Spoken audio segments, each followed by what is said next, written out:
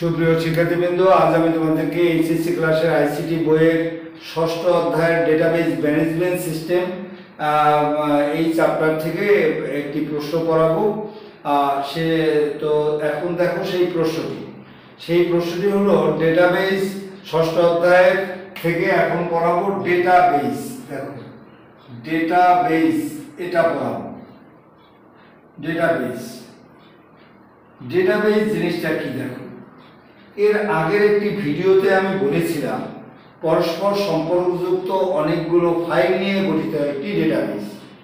এখানে ডেটাবেজে আমরা একদম ক্লিয়ার তার পূর্ণাঙ্গ রূপটা দেখো এই যে ডেটা, এই ডেটা শব্দের অর্থটা হচ্ছে আমাদের উপাত্ত এবং এই বেস শব্দের অর্থ হলো ঘাঁটি। তাহলে আমরা ডেটা যদি শব্দের অর্থ হয় উপাত্ত এবং বেস শব্দের অর্থ যদি ঘাঁটি হয়, তাহলে ডেটাবেসকে আমরা ডেটার ঘাঁটি বা উপাত্তের ঘাঁটি বলতে পারি। তাহলে ডেটাবেসকে আমরা উপাত্তের ঘাঁটি বা ডেটার ঘাঁটি আমরা বলতে পারি। এখন উপাত্তের ঘাঁটি বা ডেটার ঘাঁটিটা কি? ডেটাবেস হচ্ছে এমন এক ধরনের সফটওয়্যার জগতে, আরো সুন্দর করে বলা যায় সফটওয়্যার জগতে ডেটাবেস হচ্ছে এমন এক ধরনের সফটওয়্যার যার সাহায্যে প্রচুর পরিমাণ তথ্য একসাথে সংরক্ষণ করা যায়। প্রচুর তথ্যকে তুমি সেখানে সংরক্ষণ করতে পারো এবং তুমি যদি ইচ্ছা করো নতুন তথ্য তাতে সংযোজন করা যায়। সংরক্ষণ যেমনি করতে পারো তেমনি নতুন তথ্য সেখানে সংযোজনও করা যায় এবং প্রয়োজনে আমরা সেই তথ্যকে পরিবর্তন সংশোধন করতে পারি এবং মুছেও ফেলতে পারি। তো কি বলেছি, সফটওয়্যার জগতে ডেটাবেস হচ্ছে এমন এক ধরনের সফটওয়্যার যার সাহায্যে একসাথে অনেক ডেটা আমরা অনেক তথ্য বা ডেটা সংরক্ষণ করতে পারি এবং নতুন তথ্য বা ডেটা আমরা সংযোজন করতে পারি এবং প্রয়োজনে আমরা এই তথ্যের পরিবর্তন সংশোধন এবং মুছেও ফেলতে পারি। ডেটাবেসকে ঠিকমতো ব্যবহার করার জন্য, ডেটাবেসটাকে আমরা ঠিকমতো পরিচালনা করার জন্য আমাদের কতগুলো সফটওয়্যারের সমন্বয় আমাদের গঠিত হয় ডেটাবেজ ম্যানেজমেন্ট সিস্টেম। ডেটাবেজ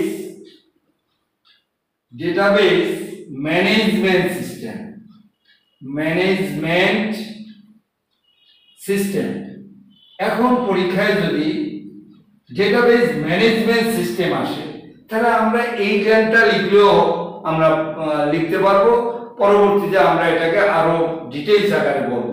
সেটা বলছি যে ডেটাবেসকে ঠিকমতো পরিচালনা করার জন্য কতগুলো সফটওয়্যারের সমন্বয় আমাদের যা গঠিত হয় তাকে আমরা বলে থাকি আমাদের ডেটাবেজ ম্যানেজমেন্ট সিস্টেম। তাহলে ডেটাবেজের আমরা একটা জ্ঞান বললাম, আবার ডেটাবেজ ম্যানেজমেন্ট সিস্টেমেরও একটা জ্ঞান বললাম। এই ডেটাবেজকে আমরা ডেটাবেজ দুই প্রকার। এক নম্বরে দেখো relational database management system. Relational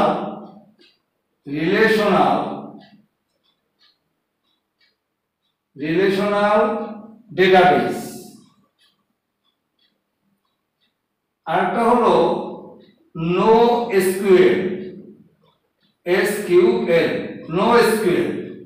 তাহলে একটা হলো রিলেশনাল ডেটাবেস আর একটা হলো আমাদের নো এসকিউএল।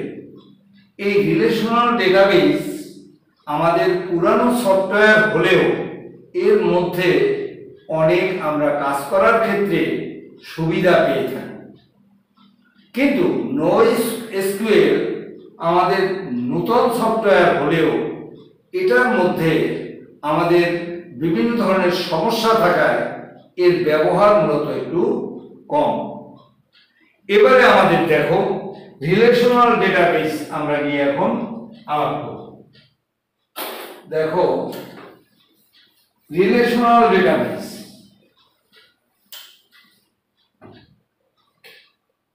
রিলেশনাল ডেটাবেস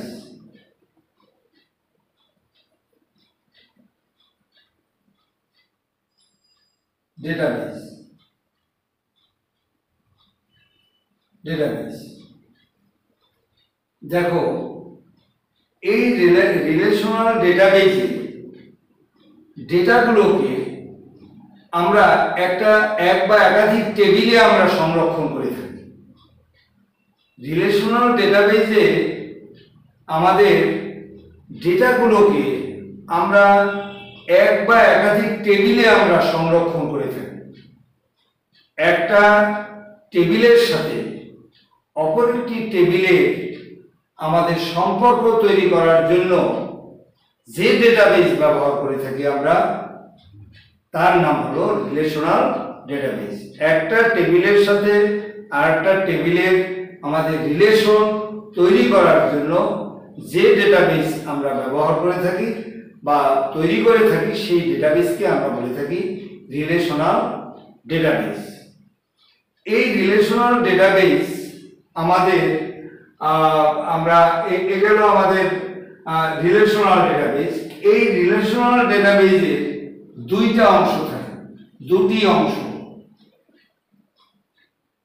অংশ থাকে। এক নম্বর হলো টেবিল হেডার,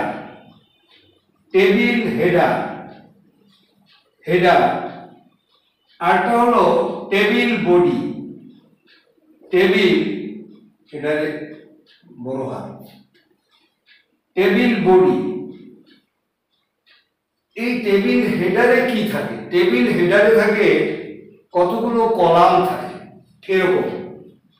এই যে দেখো, টেবিল হেডারে থাকে এরকম কতগুলো কলাম। এই কলামের মধ্যে আমাদের ব্যবহারকারী তার প্রয়োজন মতো আমাদের ফিল্ড ব্যবহার করে থাকে, যেমন নেম, জিপিএ, ফিল্ড, এগুলো ব্যবহার করি। তো এইগুলো কতগুলো কলাম থাকে হেডারে। এই যে হেড অংশ, প্রথম অংশটার নাম হলো টেবিল হেডার। এই জায়গায় আমরা বিভিন্ন ধরনের আমরা ফিল্ড ইউজ করে থাকি। তাহলে টেবিল হেডারে থাকে অনেকগুলো কলাম, যে কলামের মধ্যে আমরা আমাদের প্রয়োজনের বিভিন্ন ফিল্ড ইউজ করে থাকি।